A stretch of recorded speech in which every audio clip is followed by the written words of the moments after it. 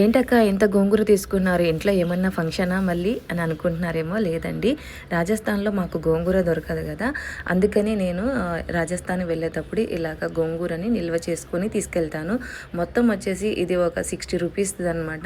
నాటుది వచ్చేసి 40 రూపీస్, మిగతాది ఒక 20 రూపీస్ వచ్చేసి పట్నం పుండుకూర.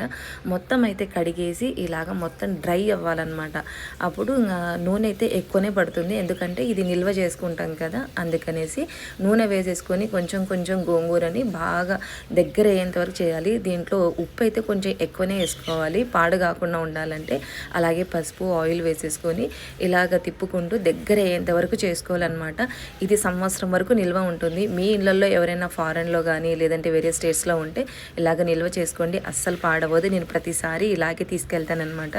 సో ఇంకా మీకు ఈ వీడియో నచ్చితే ఒక లైక్ ఇచ్చి మన ఛానల్ సబ్స్క్రైబ్ చేసుకోండి. చల్లగా అయిన తర్వాత ఒక డబ్బాలో ఇలా వేసి పెట్టుకుంటే